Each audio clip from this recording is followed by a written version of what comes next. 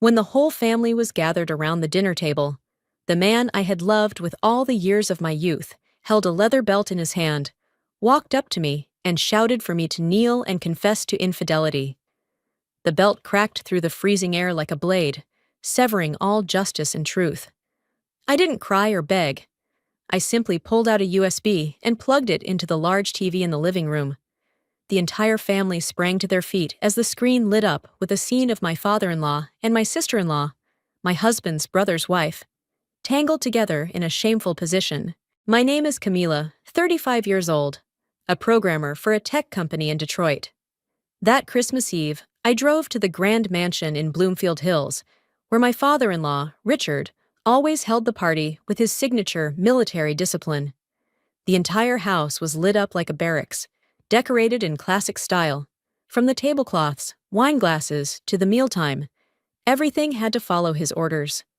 I brought along a still warm apple pie, trying to stay calm as I stepped into the freezing atmosphere that awaited inside. As always, everyone sat in predetermined order, like every year before, dead silent, as if even dropping a spoon would break the rules.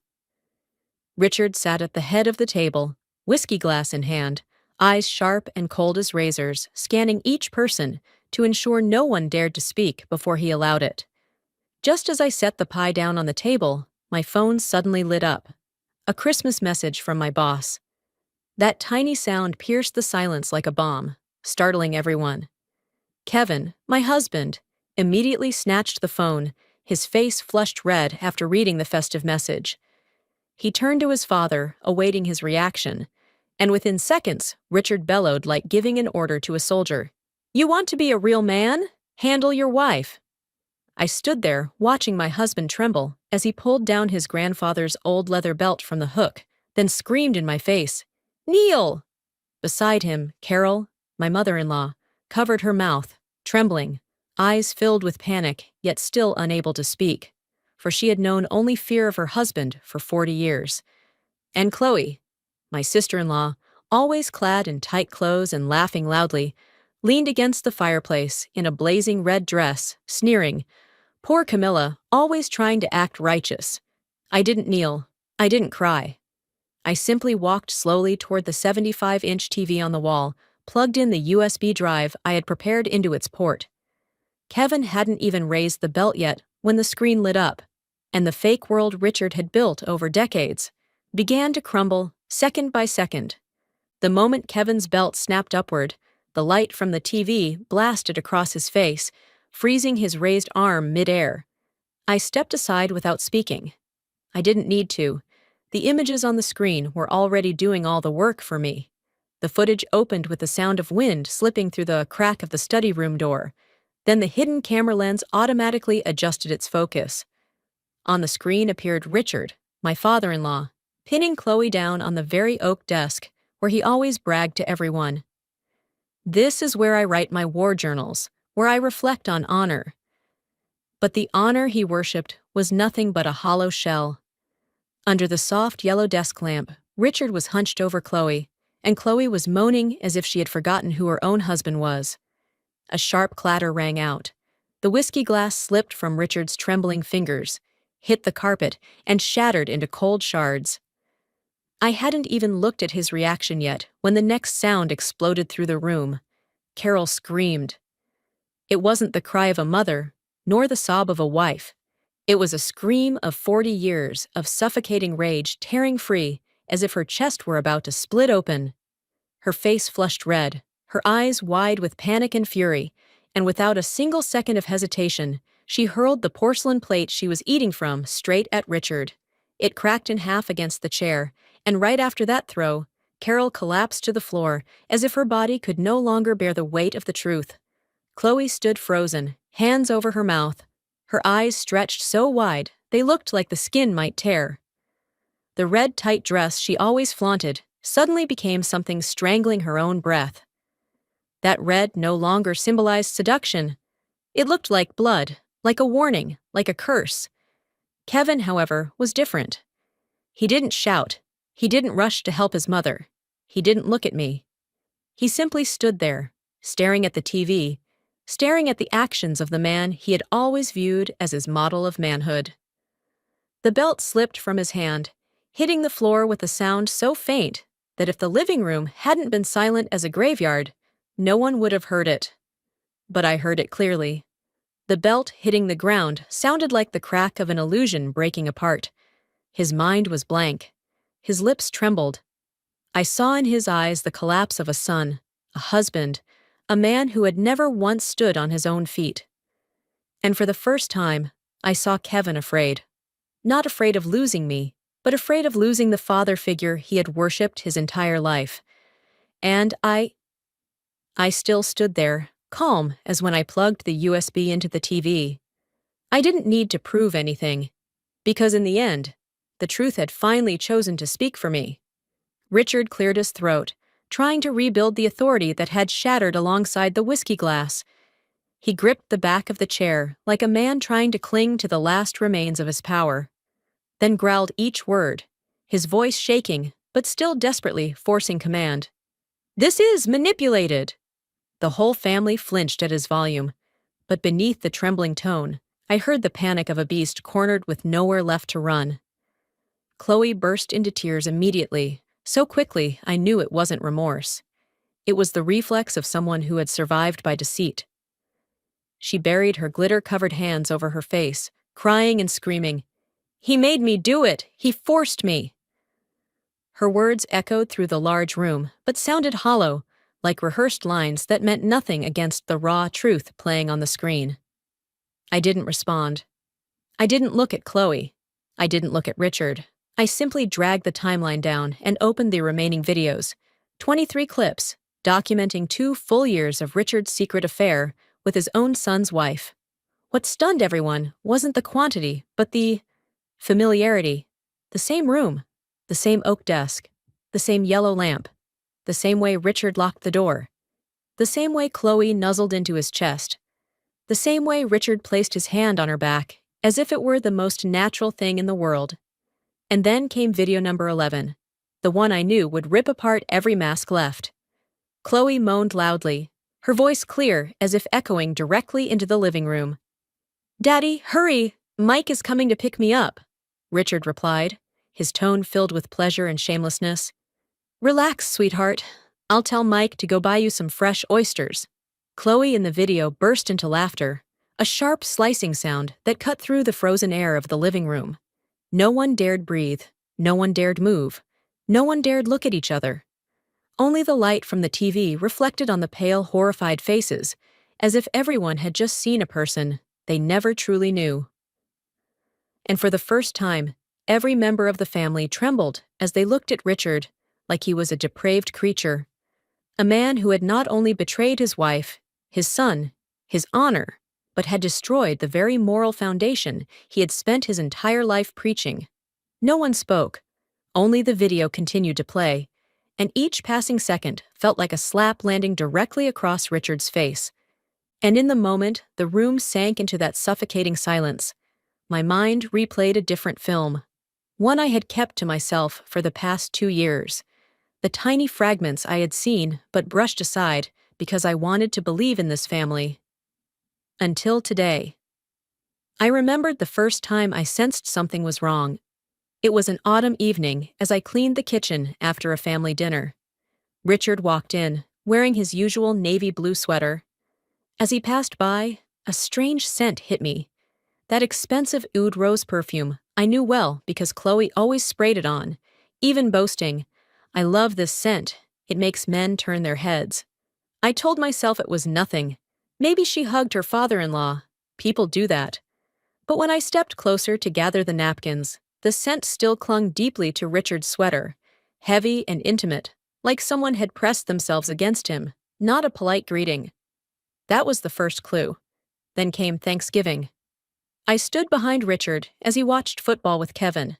Under the slanted yellow light, I noticed a smudge of brown nude lipstick on his shirt collar, the exact shade Chloe always wore on holidays.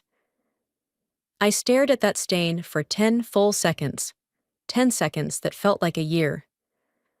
Richard's hand rose instinctively to adjust his collar, covering the mark.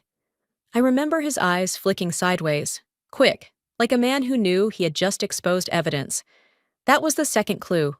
But everything was still just suspicion, until the Ring and Nest cameras around the house began disconnecting on the exact days Chloe visited.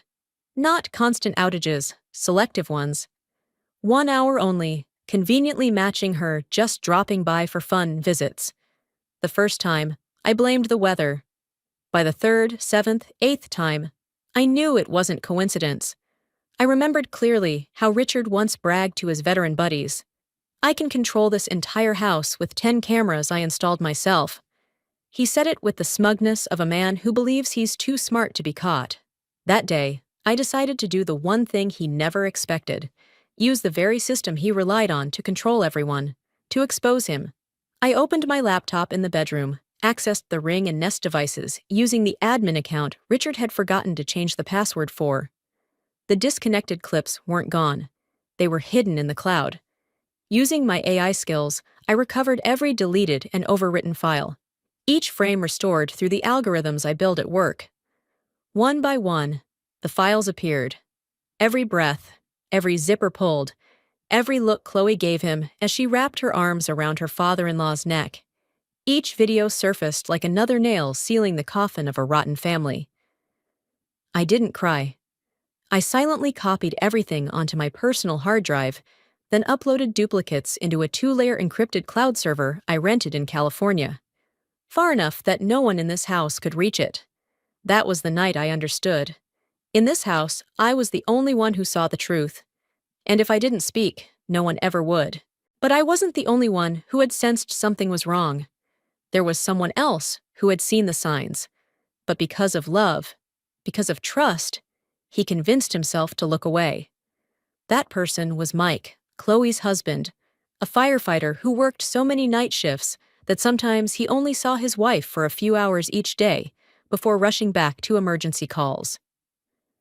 I remembered a conversation with Mike during a summer BBQ. He casually mentioned how lately Chloe kept saying she had to visit her in-laws on nights he was on duty, but his voice carried an unmistakable wobble, as if even he didn't quite believe what she said, but was too afraid to dig deeper. Then there was the time Mike accidentally saw a message on Chloe's phone when she left the sofa for the kitchen. The screen was still lit up, and the message read clearly, "Good girl." Sent by Richard. Mike stood frozen for 3 seconds, long enough for his heart to tighten and his hands to start trembling. But then he quickly set the phone down, as if afraid he was misreading things, afraid of being unfairly jealous of the wife he still believed was seductive but harmless. But the hardest blow came from a FaceTime call. Mike told me later that one night he called home mid-shift to check if Chloe had eaten. The call connected, and her image appeared, tousled hair, shallow breath, her face glistening with sweat, yet she still tried to smile. When Mike asked, "What are you doing? You sound out of breath," he heard a heavy, slow exhale in the background, a breath that didn't sound like a woman's and wasn't from a TV. Chloe flinched, her eyes darting for a brief second anyone perceptive would have noticed, then forced a chuckle. "Oh, that's Lucy. The puppy's snoring. He's really loud." 2 seconds later, she hung up, like someone trying to smother flames in a room soaked in gasoline. Mike stood there with the phone in his hand, the heart of a man who loved his wife, yet felt like he had just glimpsed through the crack of a door into a dark truth he wasn't ready to face. From that day on, Mike began to suspect. But suspicion alone wasn't enough. He still lacked proof, something to confirm that his instincts had never been wrong. And ironically, that proof was now playing right before his eyes, on the very TV Richard used to flaunt his authority. Amidst the chaos, I saw Carol still lying motionless on the floor, her face pale from the shock of having hurled a porcelain plate at her own husband. And in that very moment, a memory burst into my mind. Something I had locked away in a drawer for months, something Carol had entrusted to me, but which I hadn't fully understood until now. It was a spring afternoon 3 months ago. Carol called me out to the garden, where she often tended to the rose bushes Richard hated because they didn't match the military layout. She held a yellow envelope in her hand, so old that its edges had softened and frayed. She didn't meet my eyes. Her voice trembled like it could shatter with a single gust of wind. If one day I disappear mysteriously, take this to a lawyer. I was stunned hearing those words, but Carol offered no explanation. She simply pressed the envelope into my hand like someone sending off the last secret of her life. That evening, when I returned home, I opened it. Inside was an old photograph of Carol in 1994. One eye blackened, her lip split, her cheek so swollen she was unrecognizable. A Carol I had never seen. Not the gentle, timid woman who always shrank into the walls of this house, but a mother who had suffered so much cruelty from her husband that she had cried out for help. Beneath the photo was a police report, with the date, time, Carol's statement, and that of Officer Freddie H., who had taken the case. But at the bottom of the page, one handwritten line: "Case withdrawn by victim." I remember asking Carol, "Why did you withdraw?" She only smiled, a smile so sorrowful it chilled me to the bone. Because he threatened to take Kevin and Mike from me, and I knew he could do it. Now, with everything being laid bare on the screen, I finally understood. Carol hadn't just lived in a toxic marriage, she had been imprisoned by fear for 40 years. An entire lifetime. Not because she was weak, not because she was naive, but because she was a mother, and mothers will endure pain if it means their children can be safe. But today, for the first time, her silence broke. The plate she threw at Richard wasn't an outburst. It was the first explosion from a heart that had been suffocating for 4 decades. And I knew, if I didn't keep going, all of her sacrifices would disappear into the dark again. And at that moment, as I looked at Richard standing petrified in front of the TV, other pieces in my mind began falling into place. Small financial details I had once questioned, but never found a satisfying answer for. I had been managing the family's expense system, not because Richard trusted me, but because he saw me as the tech daughter-in-law who knows computers, so just handle this for me. I was used to checking the monthly spreadsheets, making little reports at Richard's request, as if it were routine admin work. But the more I reviewed, the more something felt off. There were recurring transactions labeled under vague terms: maintenance cost, outdoor upgrade, consulting fee. No invoices attached, no notes, no listed recipients, and all were transferred to the same account. RV Holdings, LLC. At first, I thought it was one of Richard's side real estate ventures. He had once bragged about knowing people in the property industry, but when I checked the Michigan Business Registry website more closely, I froze.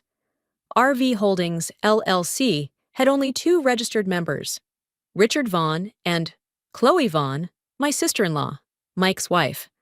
The same woman who had just been shown naked on the TV minutes ago. When I discovered this, I sat in silence for hours in my tiny home office, my hands ice cold, my heart pounding like it might burst. Not from jealousy or shock, but from the visceral sting of betrayal, like a slap across the face. Richard hadn't just betrayed Carol, or Mike, or the family. He had used the family's shared assets to fund his affair with his daughter-in-law. I began investigating deeper, cross-checking each transaction from the past 24 months. The number that appeared was cold and clear: $280,000. Over 2 years. Withdrawn from the family account, directly deposited into the LLC owned by Richard and Chloe. Not petty cash, not gifts. It was outright theft in plain sight. I checked every invoice, every bank statement, every online banking record. And what chilled me most was, everything was legal. Everything was traceable. Everything had a paper trail. Richard never thought anyone would notice. Never thought anyone was smart enough to follow the trail. Never thought someone was silently watching. I remember sitting there late at night, hands shaking, but still saving every file into a folder labeled Forward Evidence. I duplicated them, zipped them into multiple backups, uploaded them to an encrypted cloud, and documented every date, every amount, every reason for transfer. Each number became an irrefutable piece of evidence. Each transaction, a deep cut into the moral code Richard had always preached. And now, as he trembled before the TV, those numbers became invisible weapons in my hands, stronger than anything that could be dismissed with a "this is manipulated." Financial truth, just like video truth, cannot be erased. And in the moment when every mask was torn away, from betrayal to money, I watched Kevin break apart right before my eyes. He staggered one step, then suddenly dropped to his knees, his trembling hands clawing at the carpet, like a man searching for the last anchor of a life that had gone wrong for far too long. His voice cracked, as if something was lodged in his throat. I was tricked. I'm sorry, Camilla. I'm sorry. His shoulders shook violently. His head bowed so low his forehead nearly touched the floor. But I did not reach out to lift him. I did not comfort him. I did not touch his hair. I did not erase his humiliation with any easy forgiveness. I looked straight at him, into those reddened eyes that seemed to have just awakened from decades of blind obedience, and I said softly, but sharp as a blade, "You hit me, before you even let me speak." Kevin lifted his face, and in his eyes I saw complete collapse. Not because of the videos, not because of the truth about his father, but because he finally realized he had become Richard's shadow without ever noticing it. I quietly turned away. No sigh, no tear. I picked up the wool coat draped over the chair, slipping it onto my shoulders as if I had prepared for this moment long ago. Outside, the Michigan snow was still falling, large, white flakes as though trying to soften every wound on the ground. I walked toward the door, unlocked it, and the cold wind hitting my face made me feel more awake than ever. No one called out to me. No one dared stop me. No one had any right to say anything anymore. I whispered a single sentence, not for anyone else to hear, but like a farewell to the life I was leaving behind. That's enough. Then I stepped out of the house, leaving behind the sobbing, the trembling whispers, and a family coming apart at the seams.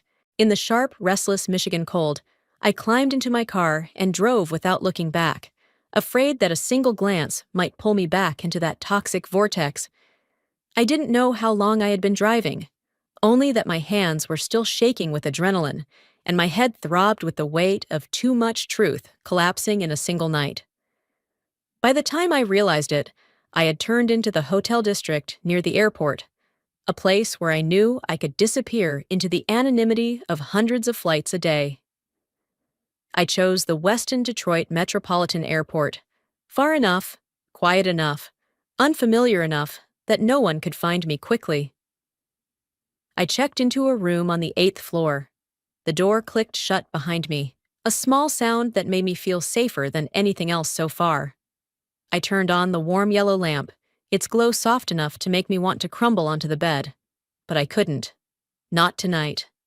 I opened my laptop, set the USB on the desk like the most important piece of evidence in my life. Then, one by one, each file, each video, each bank statement, I uploaded them to the second cloud server, the private system I built years ago for a night exactly like this. Every successful upload felt like a deeper breath filling my lungs, a backup for the truth, an insurance policy for my life. When the backups finished, I logged into Michigan courts. Anyone in Michigan who is divorced knows everything can be done online. I entered my name, Kevin's name, our address, the reason for the divorce, domestic violence, and infidelity. I clicked submit, and the moment the button turned gray, I knew my marriage had finally left the hands of anyone but my own. My phone lit up. Kevin called. First time, second, 10th, 17th. I blocked him after the 17th call, my finger cold, but my heart no longer trembling. Then the phone buzzed again. Not Kevin. Richard. He didn't apologize, didn't ask about his wife or his sons, didn't acknowledge fault. Only the cold, heavy voice I knew too well echoed in my voicemail, striking my ear like a hammer. All you need to do is delete everything, and our family will go back to normal. A second message arrived. Shorter, sharper. You will suffer very quietly if you don't comply. I inhaled slowly, then opened my messaging app and forwarded everything, all of it, to Amy, Kevin's cousin. The only person in that household who had ever stood with me, the one who had seen Richard scream at Carol and once whispered to me, "If anything ever happens, call me first." I added one line, "If something happens to me, give all of this to the police." After sending it, I set the phone down, my palms ice cold. But inside my chest, I knew I had just done what Carol never dared do in 40 years. I saved myself. But I never expected that within the next 24 hours, the truth I had carried for 2 years would become a tidal wave swallowing Richard's entire family, one by one, layer by layer, leaving no one untouched. The next morning, while I sat by the hotel window watching planes lift off the runway, my phone buzzed nonstop. Amy messaged, "Camilla, the videos reached the Veterans Association." I froze. Richard had lived for his honor as a retired lieutenant colonel, lived for the nameplate at his door, reading Lieutenant Colonel Vaughn, lived for the rigid Sunday morning ritual, where he forced Carol and his sons to stand in silence for 2 minutes as the flag was raised. And now, the Veterans Association had issued an official notice. Richard was stripped from the honor roll. No hearing, no reconsideration, just one line: severe ethical violation. His former comrades, the ones he always bragged still respect the hell out of me, immediately turned their backs, not because of the affair itself, but because he had used the military's name to conceal his private filth. The neighbors in Bloomfield Hills were no less ruthless. It took only one leaked clip, and yes, it leaked, for whispers to spread like weeds after rain. The honorable colonel slept with his daughter-in-law? Unbelievable.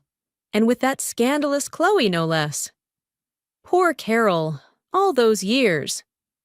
The reputation Richard forged with military steel collapsed faster than the ticking second hand of a clock. And Carol. That afternoon, Amy sent me a short voice recording. Carol's voice was soft, trembling. "I'm gone. I've had enough." She left the house that had imprisoned her for 40 years and moved in with her sister in Grand Rapids.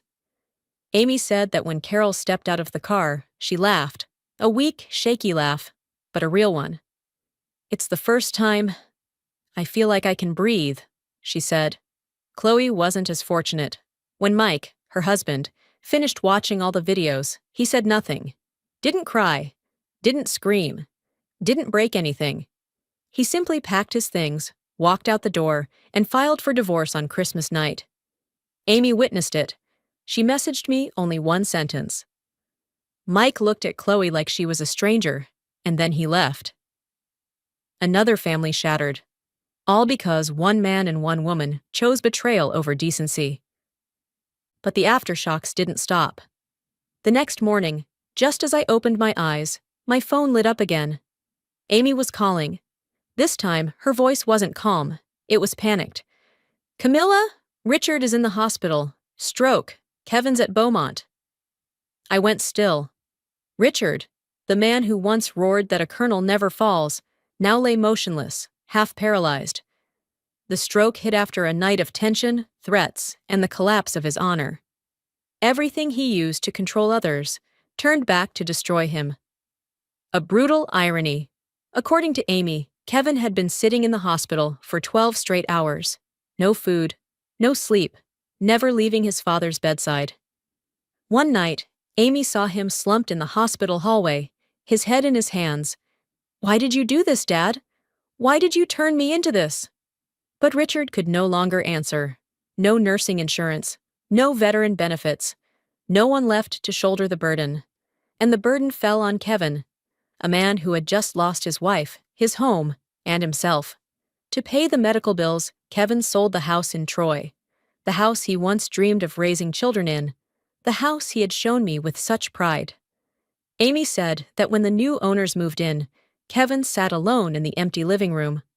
"I lived my whole life for Dad, and now I have nothing." The guilt weighed heavy on him. Not because he lost everything, but because, in the most critical moment, he chose to hit me, simply because his father gave the order. And I understood then, Some sentences in life enforce themselves, without me needing to lift a hand. A year had passed since that snowy night. A year long enough for people to shed their old skins and grow anew, deep enough for wounds to heal without throbbing every time they were touched. Looking back, it all felt like a movie in which the protagonist had only just learned how to step out of the darkness and walk toward the light. And that light came from someone I never expected.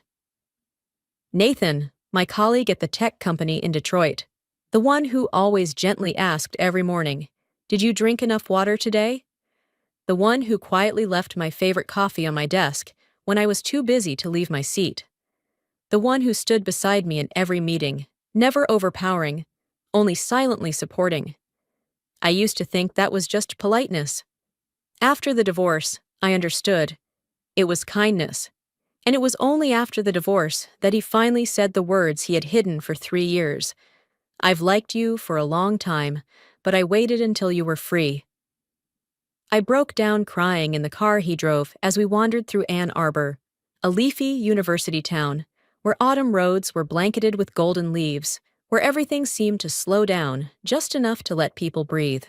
We married the following spring in a small ceremony with only a few family members and coworkers. No hard liquor, no yelling, no patriarchal rules. Just white flowers, soft sunlight, and a simple vow I had longed for all my life. I respect you. Now, we live in a small house in Ann Arbor with a light gray roof and wide sunlit windows. I no longer need a grand mansion to prove anything. I just need peace. Every morning, Nathan opens the curtains to let sunlight flood the living room, and I make peppermint tea. Its scent reminding me that the day can begin gently instead of fearfully. And at the center of this little house is the most precious thing in my life. My daughter, Lily. She came to me like a gift life returned after all the years of endurance. Every time I hold Lily, see her round little face, bright eyes, and the way her tiny hand grips my finger with absolute trust, I feel as if I've been born again. Lily is not just my daughter. She is the symbol of a new life. A life where I am loved, respected, and free. A life where I no longer bow my head to anyone, no longer ask for permission to breathe, no longer fear someone's footsteps in the house. Lily is proof that I survived. And not just survived. I broke free and rebuilt myself. One weekend afternoon, as Ann Arbor's golden light filtered through the treetops, I buckled Lily into the car and told Nathan, "Let's swing by Costco to grab some diapers." My life now was startlingly simple. No chaos, no fear, just little things like buying diapers, picking milk, and listening to Lily babble in the shopping cart. That Costco afternoon was crowded, carts rattling over the tile floors in steady rhythm. I picked up the brand of diapers Lily liked, placed them in the cart, then turned to see Nathan reading the ingredients label. I remember smiling, the kind of peaceful smile I thought I'd never have again a year ago. But as I turned into the home goods aisle, the metal wheels of another cart suddenly came to a stop directly in front of me. I looked up. Kevin. He stood there, gaunt, his cheekbones jutting out, deep shadows beneath his eyes, as if he hadn't slept soundly in weeks. His cart held only a few cheap items: instant noodles, paper towels, a pack of bottled water, no expensive coats, none of the polish of the man who once lived in the Bloomfield Hills mansion. And what caught my eye most, on his ring finger, was still the old wedding band. Kevin looked at me like someone unsure how to even stand. His throat moved a few times before he managed to whisper a single sentence. "I'm sorry." No dramatic tone, no excuses, no blame, just one short sentence, but it fell with the weight of a lifetime of regret. I looked at him. For a few seconds, I saw Kevin kneeling on the carpet, the belt slipping from his hand. I saw the man who had trembled before the truth of his father, who had lost everything, who had broken down in the hospital hallway as Amy described. But then I looked down at my own cart, where Lily was sucking her thumb and Nathan was bending over to fix her messy hair. My life had turned a new page, and that page had no room for the past to return. I simply nodded, gently, calmly, without anger or blame, as a quiet closing. Then I took Nathan's hand, pushed the cart forward, and left Kevin behind in the busy crowd at Costco. I didn't look back, because sometimes forgiveness doesn't come in words. It comes in choosing to move forward with those who deserve to stay. Even though I had left it all behind, the shattered pieces of the Vaughn family continued to fall, quietly, heavily, beyond anyone's control. And the one who bore the most of it was Richard. One winter afternoon, as light snow blanketed Ann Arbor, Amy sent me a photo. In it was Richard, sitting in a wheelchair, inside the vast mansion in Bloomfield Hills. A house once filled with shouting, commands, the stomp of boots on hardwood. Now so empty you could hear the metal of the wheelchair gently scrape the floor. Carol was gone. Mike was gone. Kevin no longer lived nearby, only visiting when the doctors called. No more maids, no more neighbors dropping by, no more military flag flying proudly out front. Only wind echoing through hallways and cold, bare walls. In front of Richard was the large TV he once used to force the family to watch his old speeches or football games. Now, the TV was on with the volume so low it was almost silent, a bitter irony. The man who once used his voice to control others could no longer speak a full sentence, and no one cared to listen. Richard sat motionless, one side of his face drooping, his right hand curled tight, his left hand trembling constantly. He raised it, trying to grasp something, but touched only air. Amy said that gesture repeated over and over, like an unconscious reflex, as if he were trying to hold on to the power life had taken from him. Right beside him sat an old family photo, a young Carol, smiling gently. Kevin and Mike on either side, bright-eyed and carefree. And Richard, in the center, in full uniform, eyes full of pride. Richard stared at that photo for a long time. A very long time. Until his left hand shook so violently, Amy had to rush over and hold it down. But when she asked if he wanted the TV turned off or the lights on, Richard gave no answer. He only looked at the photo like a man who had finally realized, too late, that he once had a family. And he never knew how to keep it. Now that everyone had left, all that remained was silence, cold, and an old man trembling in a wheelchair inside a house far too large and far too empty. I read Amy's message, looked at the photo of Richard frozen in front of that old family picture, then gently set my phone down. There was no satisfaction, no victorious revenge, only a strange calm, as if life had quietly closed a door I no longer belonged behind. That afternoon, the Michigan air was so cold my breath turned to mist. I carried Lily to the car. She giggled, her arms flailing, eyes sparkling like morning dew on the windshield. I placed her in the back seat, buckled her in, then wrapped a cream-colored scarf around her neck so the wind wouldn't sting her skin. Nathan stood beside me, his hand resting lightly on my shoulder, a reminder that I no longer had to face anything alone. I closed the car door. A breeze swept past, lifting my hair gently. Michigan was still as cold as the year I left the Vaughn house, but I wasn't the same. I was warmer, freer, more at peace. And in that moment, my 10-year story, the arguments, the silences, the emotional bruises, the nights waking in fear of shouting, all of it condensed into a single closing truth. The tighter someone tries to control, the more they lose when truth breaks free. The silent will one day speak, and a woman only needs to rise once, at the right time, to change her fate forever. Nathan started the car. I looked at Lily through the rearview mirror. She was sucking her thumb, her innocent eyes staring at the world I had made safer with my own hands. Then we drove away, leaving behind not just another winter, but an entire old life. If this story touched you, please like, subscribe, and share this video so that more women can find the strength within themselves. Thank you for listening.